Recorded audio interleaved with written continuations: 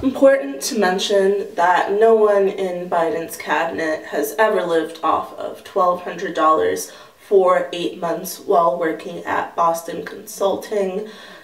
There is a clear path from Congress to private industry's board of directors. So the bar is really in hell right now for American democracy, if you can call it a democracy. This is literally the definition of oligarchy. There's only one political class that's represented in Congress, and that is the elite. So whether you vote Democrat or Republican, know that your vote doesn't matter.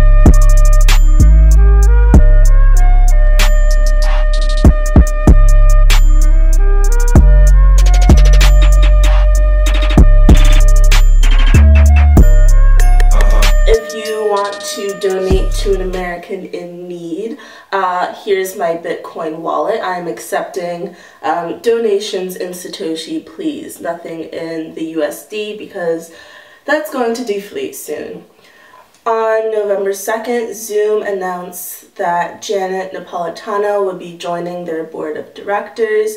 She is the former Secretary of Homeland Security under Obama, and while president at the University of Santa Cruz, she arrested students and staff who went on a wildcat strike for better wages. In 2014, Condoleezza Rice joined the board of directors at Dropbox. While she was Secretary of State, she pushed for warrantless wiretapping and used the Patriot Act to spy on Americans and strip away their civil liberties. There is a clear path from Congress to private industry's board of directors, not just with Janet Napolitano and Condoleezza Rice, but also with Biden's cabinet.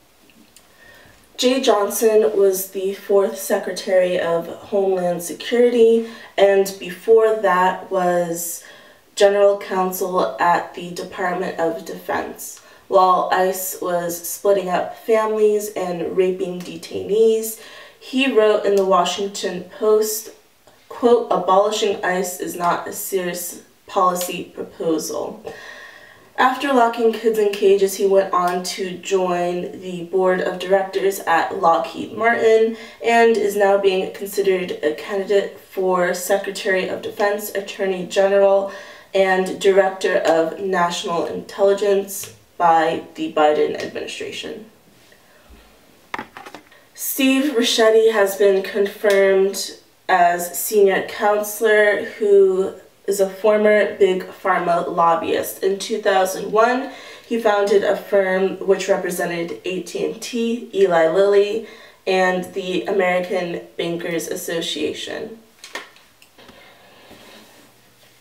Matt Olson has been selected for intelligence.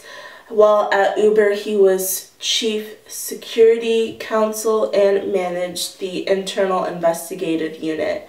He also has worked at the NSA and the National Counterterrorism Center. So if there's anything you can expect from Matt Olson, it will be spying on civilians and encroaching on their personal rights. Divya Kumaraya was also selected for Office of Management and Budget. While at Airbnb, she helped expand the global renters market, which stimulated rent inflation, increased the cost of living, and caused gentrification. Michelle Flournoy is being considered for the Pentagon. In 2011, while Undersecretary of Defense for Policy, she encouraged Obama to commit war crimes in Libya, reducing the country to rubble and reintroducing open-air slave markets. Flournoy also accumulated her wealth backing the militarized industrial complex. While at Boston Consulting Group as a senior advisor, their contracts went from $1.6 million to $32 million in 2016.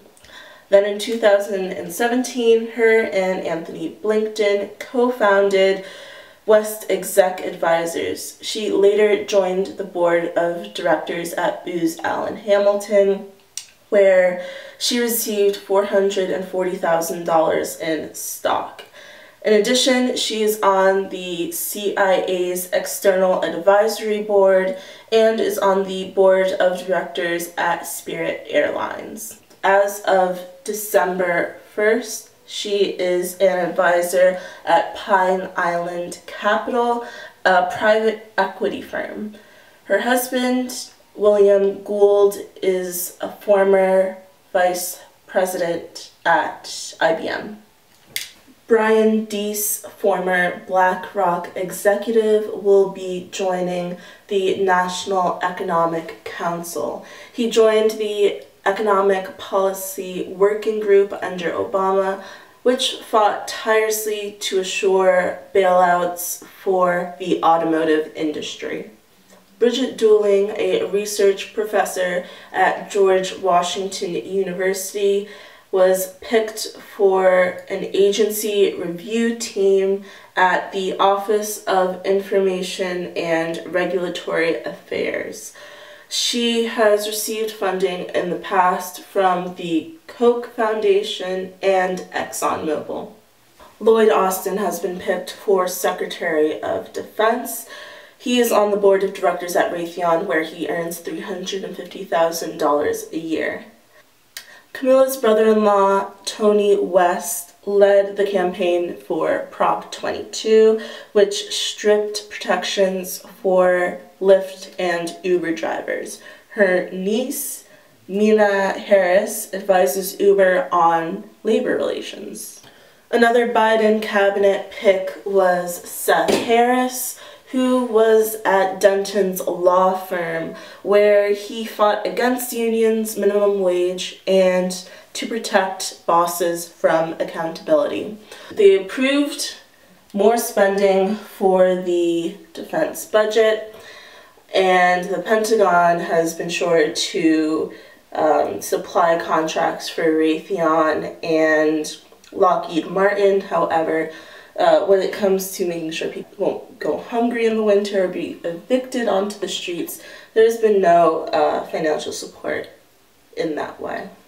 Biden's administration picks are full of conflicts of interest, and all of them have ties to private industry, working for large corporations that have a history of ignoring workers' rights and lobbying Wall Street in the interests of the top 1%. Have little to no experience. They consistently fight against providing protections for their employees, and they lobby Washington for free money, our tax money. So all of our politicians are so disconnected from the working class that they just think they can throw around catchy slogans and that'll be enough to last us through the winter. Anyways, other countries have been getting up to $7,000 a month in aid from their government, while we get a president who believes in science while hiring Bridget Dooling from George Washington University, who accepts money from ExxonMobil. I'm not quite sure how you believe in science yet hire people who worked to poison the planet. But the neoliberals, they don't want to do any heavyweight when it comes to politics. They just want to hear about someone who believes in science and resisting, but they don't really resist in any way that actually matters, because if Nancy Pelosi didn't want to pass a larger stimulus check because she thought it would help Biden win. What kind? I mean, that just goes to show the level of character that people in Congress have. They've been in these positions for longer than I've been alive. They've had decades to make these grand changes that they've claimed to stand for and fight for. Yet, when it comes to materializing, nothing really comes into fruition. They talk about holding police accountable for murdering civilians, which is the same behavior that we invade countries for. We say, oh, you are anti-democracy. And most countries with sanctions have better healthcare systems than America. Let me repeat that again. Countries we place sanctions on have better healthcare systems than the richest country in the world. Now, why is that? It's because you let people who lobbied against free healthcare and paying their workers a living wage get into Washington, D.C. Democrats have been blowing smoke up their asses and living in la-la land when it comes to these candidates that they support. None of them come out and say that they support Medicare for all in a pandemic, so essentially you should have to pay for your own medical bill, especially if you don't have a job. That's the thing about America. The only value that American citizens have is the labor that you can provide. So if you can't work 40 hours a week, 9 to 5, or if you refuse to work at least 40 hours a week, you don't get health care. And even if you work 40 hours a week, you don't get health care. Should something as essential as your health be in jeopardy because you don't have a job? Question that. Does it really make sense for you to possibly die from lack of health care because you only have a job? And why is it? Why is health care tied to your labor? It's because you're only valuable in a capitalist system if you can provide your time. If one thing's for sure, Boston Consulting Group, Deloitte, and McKinsey all won big this election cycle, as well as Goldman Sachs.